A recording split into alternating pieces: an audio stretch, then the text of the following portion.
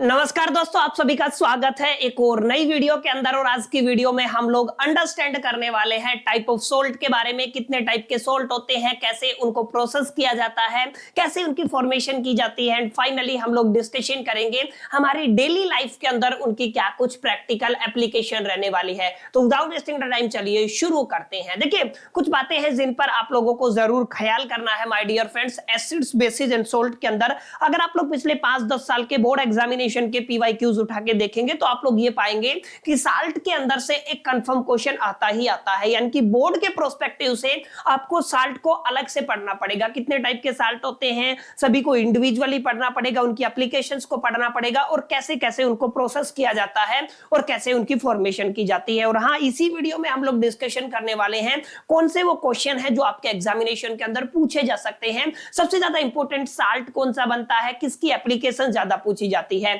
तो एक बार अंडरस्टैंड कर लेते हैं कितने टाइप के हमारे पास साल्ट रहने वाले हैं। आपके सिलेबस में टोटल 5 तरीके के सोल्ट रहेंगे। सबसे पहला सोल्ट आपका टेबल सोल्ट रहेगा, जिसको आप लोग खाने का नमक बोलते हो। दूसरा आपका ब्लीचिंग पाउडर रहेगा, याद रखिएगा। पहला टेबल सोल्ट है, दूसरा क्या है, ब्लीचिंग पाउडर है। तीसरा आपका बेकिंग सोडा है, जिसको आप लोग मीठा सोडा भी कहते हो, और वॉशिंग सोडा। तो ये आपके 4 तरीके के माय डियर फ्रेंड्स क्या हो गए हैं, सोल्ट हो गए हैं। इसके अलावा अगर मैं बात करूं, इन चारों को एक साइड में कर दीजिए। एक और होता है जिसको आप लोग कहते हो कोस्टिक सोडा। इसको आप लोगों को याद रखना है। कोस्टिक सोडा को बनाने के लिए हम लोग क्लोर एल्कली प्रोसेस का इस्तेमाल करते हैं। इस चीज को भी आपको याद रखना है। क्लोर एल्कली प्रोसेस बोर्ड का सबसे फेवरेट क्वेश्चन है, जो 100% कंफर्म क्वेश्चन है। जहां से डायरेक्ट नहीं दो, डायरेक्ट क्वेश्चन नहीं आया तो आपको केस बेस्ड क्वेश्चन या असरेशन एंड रीजन जैसे क्वेश्चन देखने को मिलते हैं। यानी कि अगर आप लोग ध्यान से देखेंगे तो इन चारों साल्ट को तो आपको करना ही करना है। आप टेबल सोल्ट की बात कर लीजिए, ब्लीचिंग पाउडर की बात कर लीजिए, बेकिंग सोडा की बात कर लीजिए, वॉशिंग सोडा की बात कर लीजिए। इन सब के अलावा आपको कोस्टिंग सोडा के अंदर क्लोर एल्कली प्रोसेस को जरूर करके जाना है।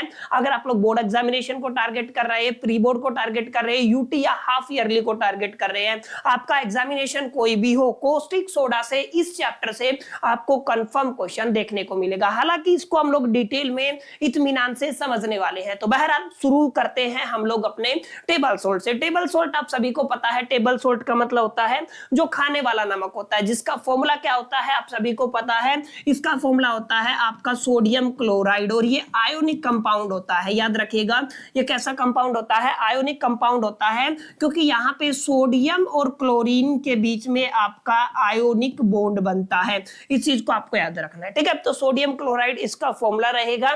एक चीज और आप लोग जरूर ध्यान रखिएगा, मैं इंट्रोडक्शन के लिए आपको बता देता हूं, थोड़ी सी अंडरस्टैंडिंग रखिएगा।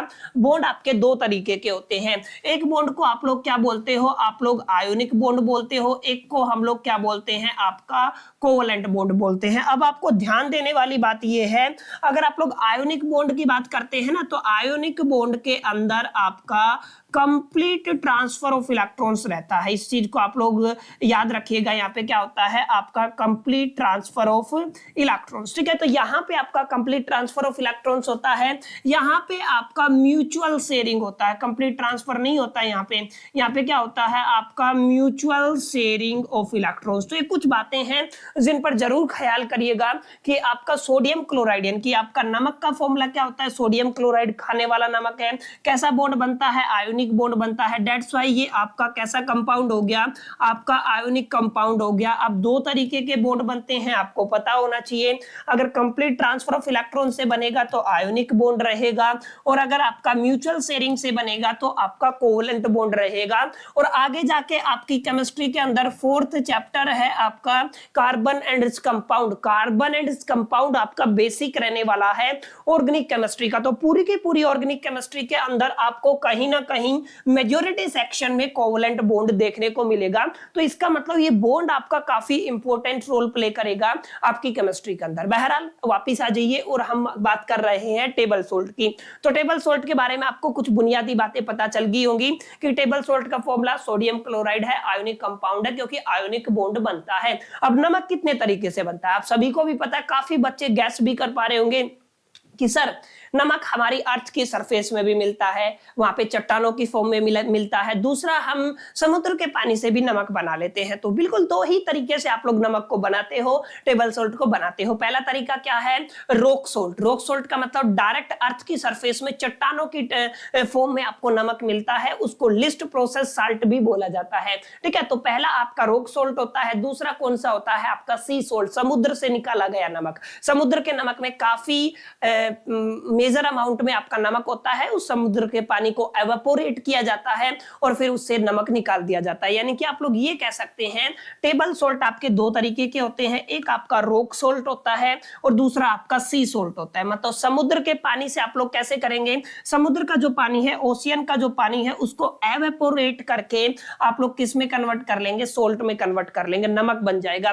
लेकिन कुछ ऐसे हैं जो अर्थ की सरफेस के अंदर से माइंड आउट किए जाते हैं, चट्टानों की टर्म्स में आपको क्या मिलते हैं, नमक मिलते हैं, तो डायरेक्टली इनको माइंड आउट कर लिया जाता है। जो आपका रॉक साल्ट है ये आपका लिस्ट प्रोसेस साल्ट कहलाता है, इस चीज को भी आपको ख्याल में रखना है। और वहीं अगर मैं बात करूं आपके सी सोल्ट की, तो सी सोल्ट के अंदर काफी इंप्योरिटीज होती हैं but has fewer impurities than the rock salt. अब आपको ध्यान से समझना, कुछ इंपॉर्टेंट बातें हैं यहाँ पे कि यहाँ पे समुद्र के नमक में इंप्योरिटी तो पाई जाती है, लेकिन आपके रॉक साल्ट के कंपैरिजन में यहाँ पे बहुत कम आपकी इंप्योरिटी रहती है। तो दो तरीके हैं माय डियर फ्रेंड्स नमक को बनाने के। नमक आप लोग दो तरीके से ही निकालते हैं, एक रॉक साल्ट के टर्म में आपको मिलता है, दूसरा आपको सी सोल्ट के टर्म में मिलता है। तो पहला तरीके का आपका सोल्ट था जो बहुत बेसिक सोल्ट था, जिसको आप लोग खाने वाला नमक बोलते हैं।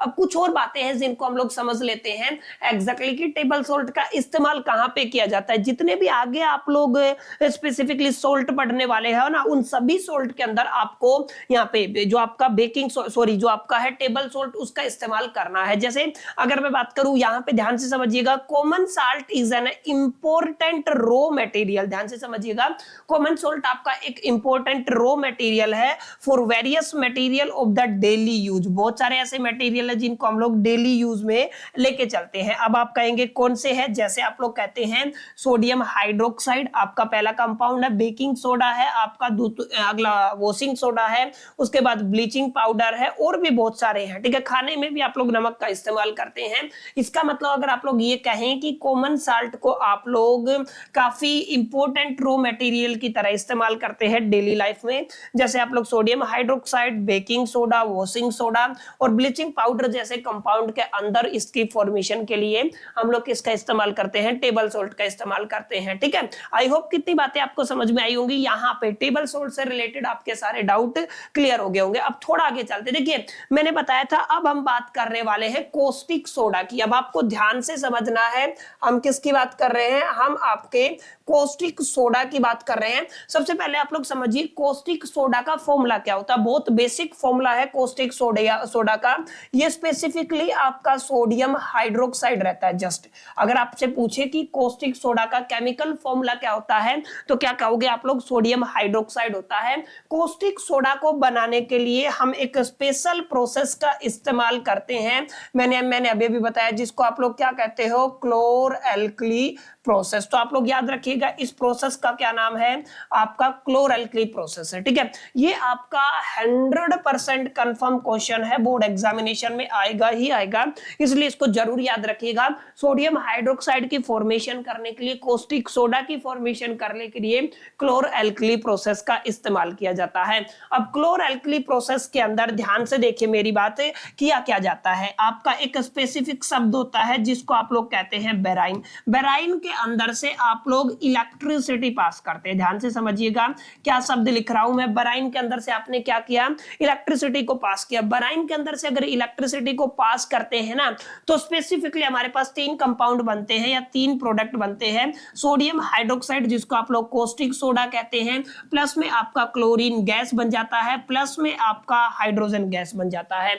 ये आपका बहुत बेसिक सा रिएक्शन है। ठीक है, इसके लिए ये जो पूरा प्रोसेस है, इसके लिए हम लोग आगे जाके पे चैम्बर वगैरह बनाएंगे, मैं आपको समझाऊंगा। लेकिन आप लोग समझिए, आपका बेराइन आप लोगों ने लिया, ठीक है, बेराइन के अंदर से आप लोगों ने इलेक्ट्रिसिटी पास की, एज ए रिजल्ट आपको क्या मिला, सोडियम हाइड्रोक्साइड मिला, जिसको आप लोग क्या कह सकते हो, ये किसका फॉर्मूला है, आपका कोस्टिक सोडा का है, प्लस में एडिशनल में आपको क्लोरीन गैस मिलेगा, प्लस में हाइड्रोजन गैस मिलेगा, ठीक है। अब यहाँ पे समझिए, आप सभी का एक सवाल आ रहा होगा दिमाग में कि सर ये आपका बेराइन क्या होता है। बेराइन का मतलब होता है नमक को अगर आप लोग वाटर के साथ मिक्स कर लेते हैं। बेराइन को मतलब आप लोग जनरली आप लोग क्या कहते हैं, आप लोग नमक का मतलब आप लोग क्या लेके चलेंगे, सोडियम क्लोराइड लेके चलेंगे, और वाटर के साथ अगर आप लोग मिक्स कर देते हैं तो इसको क्या बोला जाता है, इसको बेराइन बोला जाता है, ठीक है। तो ये चीज आप लोग जरूर याद रखिएगा, सोडियम क्लोराइड प्लस में वाटर के मिक्सचर को क्या बोला, बेराइन बोला। इसके अंदर से अगर इलेक्ट्रिसिटी पास करेंगे तो एज ए रिजल्ट आपको क्या मिलेगा, सोडियम हाइड्रोक्साइड कोस्टिक सोडा मिलेगा,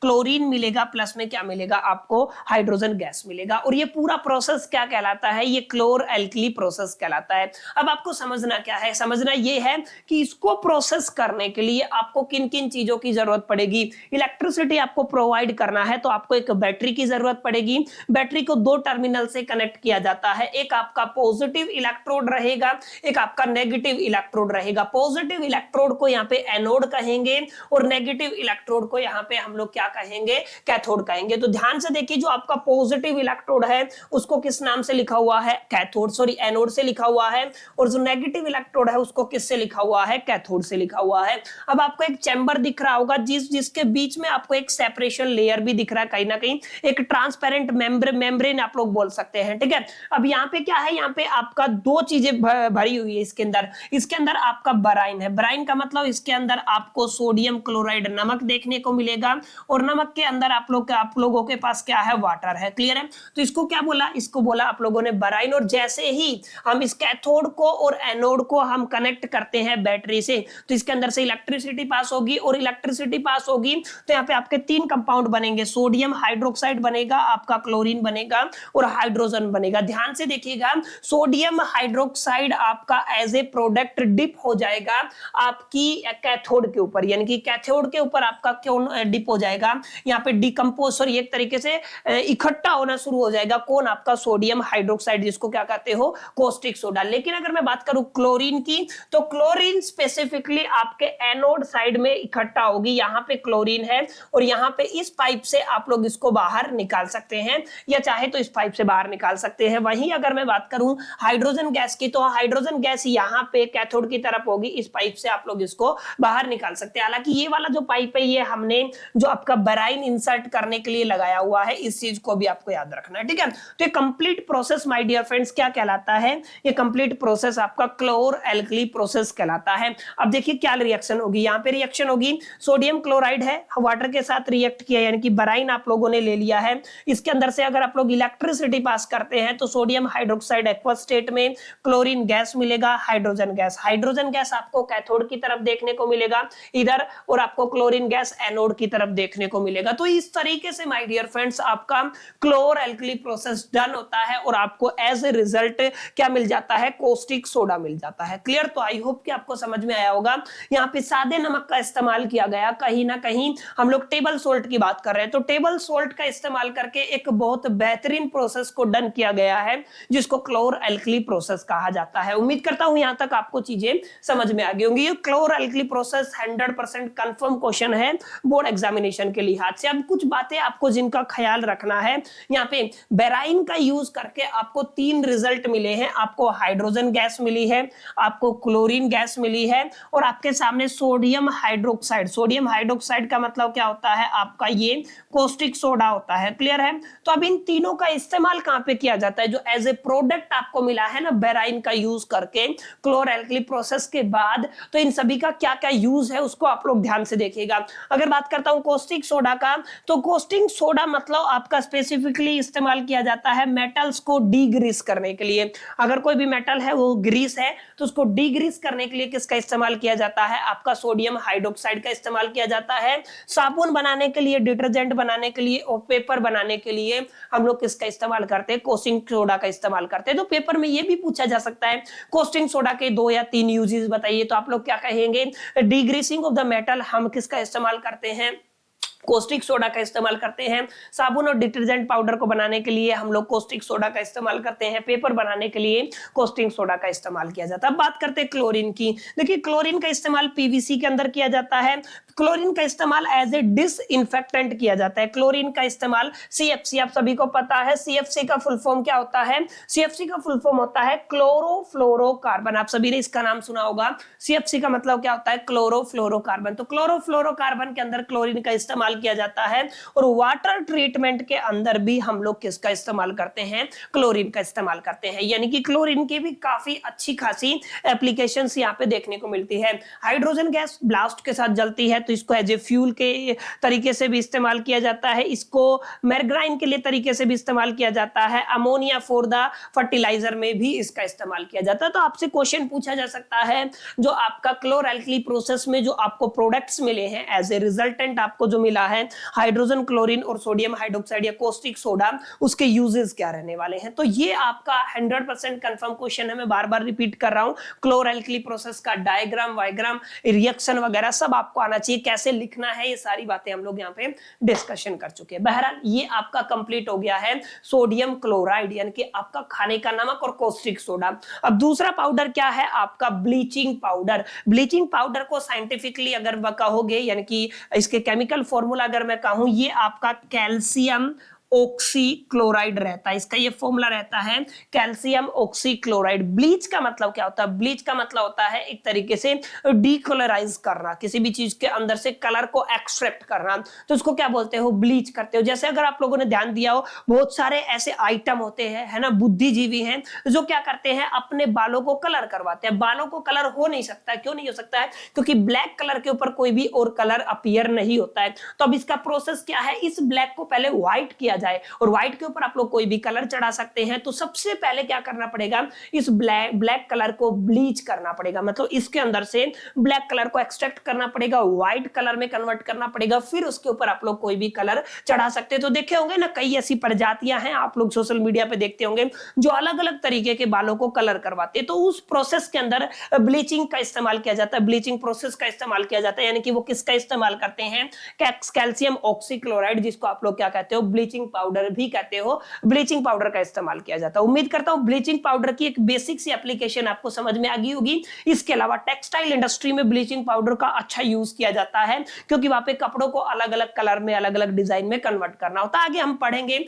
पहले कुछ बातें हैं जिनका आपको ख्याल करना जरूरी है। आपका जो ब्लीचिंग पाउडर है उसकी फॉर्मेशन कैसे की जाती है, उसकी प्रिपरेशन कैसे की जाती है। इसके अंदर हम इस्तेमाल करते हैं आपका ड्राई स्लैक्ड लाइम का इस्तेमाल करते हैं। याद रखिएगा आपका क्या है, आपका है ड्राई स्लैक्ड लाइम का इस्तेमाल करते हैं। ये क्या है, इसका मतलब आप लोग इसका फॉर्मूला याद रखिएगा, हम इसको कहते हैं कैल्शियम हाइड्रोक्साइड, CaOH2। ये आपका फॉर्मूला होता है, ठीक है, कैल्शियम हाइड्रोक्साइड होता है। ये आपका ड्राई स्लैक्ड लाइम को ट्रीट किया जाता है क्लोरीन के साथ, क्लोरीन गैस के साथ ट्रीट करेंगे तो आपको रिजल्ट मिलेगा कैल्शियम ऑक्सीक्लोराइड, बोले तो आपका ब्लीचिंग पाउडर, प्लस में यहां से वाटर रिमूव हो जाएगा। ठीक है, क्या रिमूव हो जाएगा, वाटर। तो आपको जो चाहिए था वो आपका मिल गया। आपको क्या चाहिए था, आपको ब्लीचिंग पाउडर चाहिए था। यहाँ पे मैंने लिखा भी हुआ है, आपका ड्राई स्लैक्ड लाइम है कैल्शियम हाइड्रोक्साइड, जिसको ऑक्सीक्लोरीन के साथ ट्रीट किया जाता है। जैसे ही ट्रीट करोगे तो ब्लीचिंग पाउडर मिलेगा, प्लस में आपको वाटर मिलेगा। तो आपको पता होना चाहिए ब्लीचिंग पाउडर की फॉर्मेशन कैसे की जाती है। आपका ड्राई स्लैक्ड लाइम के अंदर से क्लोरीन गैस को गुजारा जाता है, जिसको आप रिजल्ट आपको bleaching powder calcium oxychloride plus में वाटर मिलता है। अब यहाँ पे समझिएगा सबसे बड़ा यूज क्या है ब्लीचिंग पाउडर का, कैल्शियम ऑक्सीक्लोराइड का। It is used as a bleaching agent. इसका इस्तेमाल किस लिए किया जाता है, ब्लीचिंग एजेंट के लिए किया जाता है इन द टेक्सटाइल इंडस्ट्री। बताया ना मैंने, कपड़ों वाली इंडस्ट्री के अंदर, पेपर फैक्ट्रीज के अंदर इसका इस्तेमाल किया जाता है, और इसको जो कपड़े हैं उनको वॉश करने के लिए भी इसका इस्तेमाल किया जाता है। तो आप लोग क्या कहेंगे, it is used as a bleaching agent in the textile industry, paper factories and for the wash the cloth. तो ये आपको बहुत बेसिक बात पर जरूर ख्याल करना है। अगला यूज देखिए, अगला सेकंड यूज पर हम लोग बात करेंगे। It is used as a oxidising agent, ये जरूर याद रखिएगा।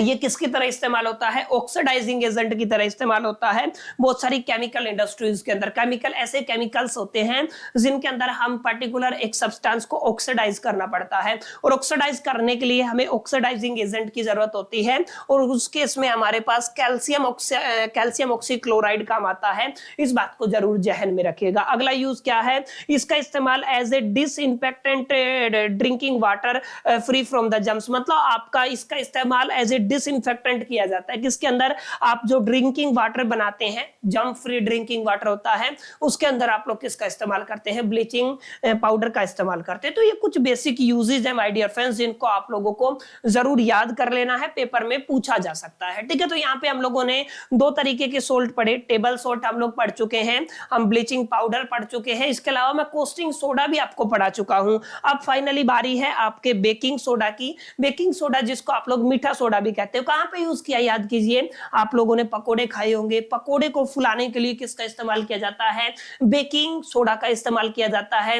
कई बार आप लोग ब्रेड बनाते हैं या फिर काफी चीजें हैं जहां पे बेकिंग सोडा का इस्तेमाल किया जाता है। ठीक है, बेकिंग सोडा के अंदर ऐसा क्या होता है कि जिससे आपका जो आइटम है उसमें स्वेल्विंग आती है, वो फूल जाता है। मैं बताऊंगा आगे, हम लोग इसको डिटेल में समझेंगे। सबसे पहले समझे बेकिंग सोडा को कैसे बनाया जाता है। देखिए, चार चीजों का कॉम्बिनेशन हम लोग लेके चलते हैं बेकिंग सोडा की प्रिपरेशन के अंदर। नमक तो आपका रहेगा ही रहेगा, हमें चाहिएगा फिर अमोनिया, NH3 का मतलब क्या होता है, अमोनिया। हमें वाटर की जरूरत पड़ेगी, हमें कार्बन डाइऑक्साइड की जरूरत पड़ेगी। इन सब की जब आप लोग रिएक्शन कराओगे ना, तो आपको as a result sodium bicarbonate या सोडियम हाइड्रोजन कार्बोनेट मिलेगा। फॉर्मूला याद रखिएगा, क्या मिलेगा आपको, सोडियम हाइड्रोजन कार्बोनेट मिलेगा, प्लस में आपको अमोनियम क्लोराइड मिलेगा। अमोनियम क्लोराइड मतलब NH4Cl मिलेगा। क्लियर, क्या किया हमने, आपका नमक लिया, अमोनिया लिया, वाटर लिया, कार्बन डाइऑक्साइड को प्रोसेस कराया, तो आपको क्या मिला, सोडियम बाइकार्बोनेट मिला और अमोनियम क्लोराइड मिला। तो यही तो होता है ना आपका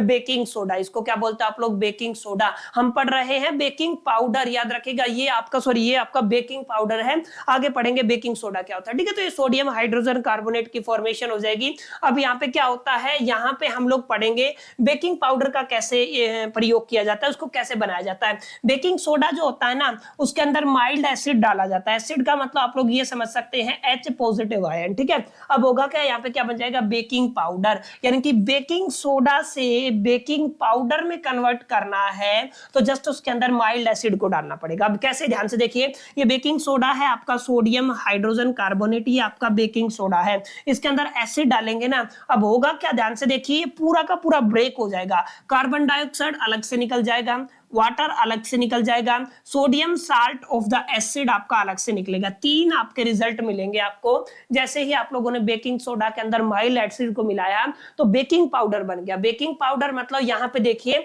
कार्बन डाइऑक्साइड गैस रिलीज हुआ, और कार्बन डाइऑक्साइड गैस किसी भी सरफेस को ऊपर उठा के चलती है, जिसकी वजह से आपकी जो पूरियां हैं वो फूलती हैं, पकोड़े फूलते हैं। ये सिर्फ इसी वजह से होता है। CO2 causes the bread or a cake to raise, making them too soft and the spongy और सॉफ्ट बनाने के लिए, उनको ऊपर उठाने के लिए कौन रिस्पॉन्सिबल है, कार्बन डाइऑक्साइड। तो my dear friends, baking soda का फॉर्मूला सोडियम हाइड्रोजन कार्बोनेट होता है। उसको रिएक्ट अगर आप माइल्ड एसिड से कराते हो, देन ये किस में कन्वर्ट होता है, बेकिंग पाउडर के अंदर कन्वर्ट होता है। ख्याल रखिएगा। अब थोड़ा ध्यान से देखिए, इसका इस्तेमाल कहां पे किया जाता है, it is used for the making baking powder. Baking soda का इस्तेमाल कहां पे किया जाता है, बेकिंग पाउडर बनाने में किया जाता है, अभी हमने देखा। इसके बाद it is used in the kitchen for making tasty crispy pakora. आज आप सभी को पता है किचन में इसका इस्तेमाल किया जाता है। अच्छा, इसको आपका सोडा एसिड फायर एक्सटिंग्विशर है, उसके लिए भी इसका इस्तेमाल किया जाता है। आग बुझाने वाला जो यंत्र होता है ना, उसके अंदर भी इसका इस्तेमाल किया जाता है। तो बहुत बेसिक सी बात है, आपको याद होना चाहिए सोडियम हाइड्रोजन कार्बोनेट का इस्तेमाल कहां पे किया जाता है। ठीक है, तो 3-4 साल्टर जहां से क्वेश्चन कंफर्म है एग्जामिनेशन में आता है, डोंट वरी, बहुत इजीली आप लोग समझ पाएंगे। उम्मीद करता हूं आपको वीडियो पसंद आ रहा होगा। वीडियो पसंद आ रहा है, कैसा आपका एक्सपीरियंस रहा, let me know in the comment box. कुछ चीजें हैं जो मेरे को इंप्रूव करनी चाहिए, बताना चाहते हैं तो let me know in the comment box. और हाँ, अगर आप लोग चाहते हैं कि किसी स्पेसिफिक टॉपिक के ऊपर मैं वीडियो लेके आऊं, तो वो भी आप लोग कमेंट बॉक्स में बता सकते हैं। वीडियो अच्छा नहीं लगा तो छोड़ के चले जाइए, डोंट वरी, उसमें कोई ज्यादा ऐसी बात नहीं है। अब लास्ट एंड फाइनल टॉपिक हम लोग पढ़ने वाले हैं वॉशिंग सोडा। आप सभी ने पढ़ा होगा। वॉशिंग सोडा का फॉर्मूला होता है, ध्यान से समझिए, सोडियम कार्बोनेट और उसके साथ होते हैं 10 वाटर मॉलिक्यूल। ध्यान रखिएगा, सोडियम कार्बोनेट 10 वाटर मॉलिक्यूल। कुछ नहीं करना, सोडियम हाइड्रोजन कार्बोनेट लेके चलना है। क्या होता है आपका सोडियम हाइड्रोजन कार्बोनेट? ये आपका सोडियम हाइड्रोजन कार्बोनेट है। इसको हमने क्या किया है, इसको हमने हीट किया। देख पा रहे होंगे एक्सपेरिमेंट के अंदर सोडियम हाइड्रोजन कार्बोनेट को हीट किया। जैसे ही सोडियम हाइड्रोजन कार्बोनेट को हीट किया, सोडियम कार्बोनेट अलग हो गया, वाटर अलग हो गया, कार्बन डाइऑक्साइड अलग हो गया। क्या बताया मैंने? सोडियम हाइड्रोजन कार्बोनेट आप लोगों ने लिया, हीट किया, सोडियम कार्बोनेट अलग बन गया, वाटर अलग बन गया, कार्बन डाइऑक्साइड अलग बन गया। That's it. अब आगे कुछ नहीं करना। इसके अंदर सोडियम कार्बोनेट के अंदर जो आपका सोडियम कार्बोनेट बना उसके अंदर हमें वाटर डाल देने हैं। वाटर मिक्स करेंगे। कितनी ड्रॉप आप लेके चलेंगे, कितने मॉलिक्यूल लेके चलेंगे? 10 वाटर मॉलिक्यूल लेके चलेंगे और फिर से हीट करेंगे तो आपका ये बन जाएगा सोडियम कार्बोनेट डेकाहाइड्रेटेड बोलते हो। ठीक है, आपका बोलते हो इसको डेकाहाइड्रेटेड। और ये किसका फॉर्मूला होता है? ये वॉशिंग सोडा का फॉर्मूला होता है। ठीक है, तो वॉशिंग सोडा का फॉर्मूला क्या होता है आपका? सोडियम कार्बोनेट और कितना हाइड्रेटेड, डेकाहाइड्रेटेड। इस चीज को आप लोगों को जरूर याद रखना। ठीक है, आपका डेकाहाइड्रेटेड रहता है। कैसे बनाया? सोडियम हाइड्रोजन कार्बोनेट को आप लोगों ने हीट किया, जिसमें से आपका क्या निकल आया? आपका सोडियम कार्बोनेट निकल आया। यहाँ पे क्या बन गया आपका? Sodium carbonate. इसको हाइड्रेटेड किया, वाटर मिक्स किया इसके साथ। वाटर मिक्स करते ही आपका क्या बन गया? ये बन गया सोडियम कार्बोनेट डेकाहाइड्रेटेड। मतलब आपका क्या बन गया? ये वॉशिंग सोडा। That's it. बहुत आसान है। आई होप कि आपको समझ में आया होगा एग्जैक्टली क्या करना है। क्या क्या यूजेज है देखिए। क्लीनिंग एजेंट की तरह इसका इस्तेमाल किया जाता है। डोमेस्टिक पर्पस के लिए कपड़े वगैरह अगर आप लोग साफ करते हैं तो आप लोगों को पता होगा वॉशिंग सोडा का इस्तेमाल किया जाता है। It is use in the manufacturing of the sodium compound like the borax. Borax जैसे कंपाउंड बनाने के लिए भी हम लोग किसका इस्तेमाल करते हैं? वॉशिंग सोडा का इस्तेमाल करते हैं। It is use in the glass, soap and paper industry. तीनों के अंदर किसका इस्तेमाल किया जाता है? बेकिंग सोडा का किया जाता है। And it remove the permanent hardness of the water. Water की परमानेंट हार्डनेस को रिमूव करने के लिए किसका इस्तेमाल किया जाता है माय डियर फ्रेंड्स? आपका वॉशिंग सोडा का इस्तेमाल किया जाता है। तो माय डियर फ्रेंड्स, ये एक छोटा सा वीडियो था जहां पे मैंने आपको समझाया डिटेल में जाकर के कि एग्जैक्टली कितने टाइप के आपके सोल्ट रहने वाले हैं, कैसे कैसे उनको प्रिपेयर किया जाता है, किन किन बातों पे आपको ख्याल रखना है, किन किन बातों को कंसिडरेशन में रखना। उम्मीद करता हूं सेशन आपको पसंद आया होगा। पसंद आया तो लाइक कर दीजिएगा, दोस्तों के साथ शेयर करना मत भूलिएगा। पहली बार चैनल पे आए हैं तो चैनल को सब्सक्राइब जरूर कर लीजिएगा। बहरहाल इस वीडियो में इतना ही। मिलते हैं नेक्स्ट वीडियो में। जब तक मैं तो सोल दी बेस्ट, कीप